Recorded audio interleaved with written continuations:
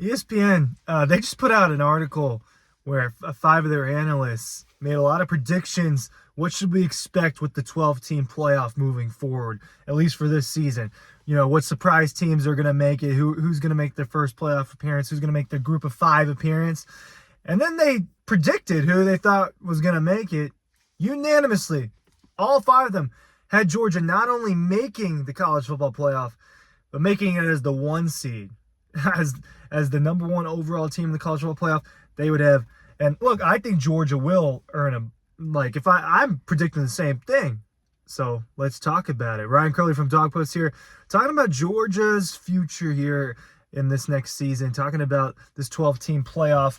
Looking through this, looking through what they had to say, it reminded me of a couple of the flaws of the 12-team structure. I don't think it's perfect. I haven't been secretive about that.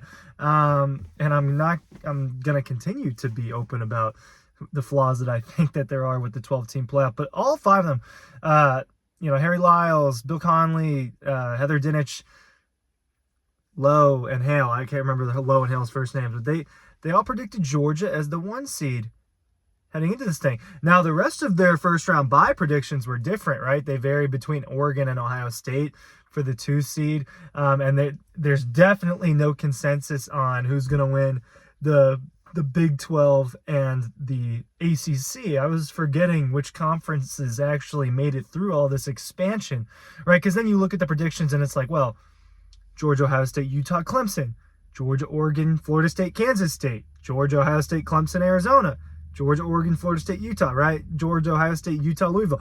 Just no consensus there. The only consensus out of all of this is that Georgia's going to be the best team in college football this coming season, right? And that's starting to become a very popular take. What was interesting to me about this is a lot of the predictions that we have seen and we have discussed in terms of this coming season, a lot of them were made in the middle or towards the beginning of the Nick, or even before of the Nick Saban retirement, of kind of all the dominoes that have fallen over the last few weeks. Most of the predictions and like the long-term future bets and stuff that we've seen, most of them have been before we learned a lot of new information, right? Before Caleb Downs was at Ohio State, before Ohio State got a lot of players, before Nick Saban retired. So these are more updated predictions from people that are quote-unquote experts and everything. By the way, make sure you're going and checking out our newsletter that I'm linking down below. All you got to do is give us your email, and you get to sign up for free premium insider stories in your newsletter, in your inbox every single day. So I thought it was interesting that with all of that, not a single person predicted Ohio State to be the 1 seed. I thought that there was definitely going to be a little bit of a shift towards the Ohio State narrative after the January that they had. I mean, holy cow. And I did a video, which didn't do very well on here very clearly, but I did a video that went out earlier today, actually. This is being recorded Monday evening. A video that went out this Monday morning, 7 reasons why I think Georgia won the offseason. Well, maybe other people actually agree with me on that. That's kind of what I've learned by looking at this. But only out of these 5 people, only 2 of them predicted Ohio State, essentially, to win the Big Ten. That's essentially what they're predicting, right? Only 2 of them predicted that. The other 3 had Oregon. So Oregon's still getting a lot of that love in the Big Ten this year. And I was saying the same thing. Before Ohio State accumulated a little bit more talent than they did, before the Buckeyes got Caleb Downs, Will Howard, Quinn Johnson, but I thought Oregon's the team I'm pointing to. Watch out, I think Oregon will win its inaugural season in the Big Ten. I'm not completely away from that yet, but I do. Now I'm at a position where I want to hear how camp battles go. What are these lineups looking like for both the Buckeyes and the Ducks? Because it is starting to seem like the conference is going to come down between those 2 teams. I expect those teams to be a little bit better than Michigan, Penn State. I think that'll be your 1 and 2 next season, and that seems to be the consensus opinion here. What's the huge flaw that I'm reminded of when I'm looking at these predictions is the sun is like half on my face. It's like a two-faced Harvey Dent right now with the sun. The biggest flaw is the first-round bye deal. It's the same exact problem. We are just transferring the problem to have new meaning with the 4 best teams, right? Now it's just the 4 conference champions are going to be the 4 major conference champions are going to be your 1 through 4 seed, and they're going to have a first round bye.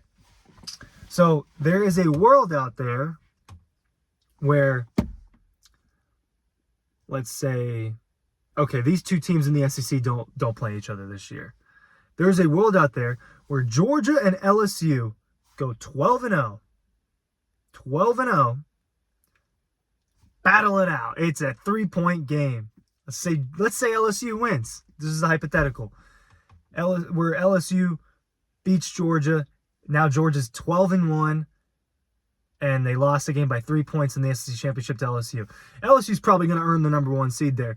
Guess what Georgia's going to be ranked? At highest, number 5. You're telling me that's not one of the top 2 or 3 teams in college football, and they didn't earn a first-round bye? No, because they didn't win their conference championship. That is a scenario that could happen. And who's going to get it? Utah or Kansas or Clemson or whoever, right? A team that we're going to all view as clearly not better. Now, all playoff situations aren't perfect. You can let's reference the NFL, for example. This is not a good example almost because the Cowboys and the Eagles ended up not being very good, but that was a seeding example. The Cowboys and the Eagles were kind of playing for the number 2 versus the number 5 seed essentially, and because of winning a division, the Eagles were knocked down to that 5th seed, even though their record would have had them up there more like that 3 seed. That's an example. So it's similar to that. Doesn't weigh as much in the NFL as I think it's going to in college football. Giving a college football team a bye, do you know how much Georgia could have used a bye week in December, in November? Georgia was injured. Brock Bowers, Ladd McConkey, Ra Thomas, 3 important weapons for Georgia's offense. Ra Thomas, a player that was becoming more important in Georgia's offense. They just weren't completely available for the SEC Championship. Now, the SEC Championship, obviously, that doesn't match the timeline, and that doesn't necessarily match the argument that I'm making.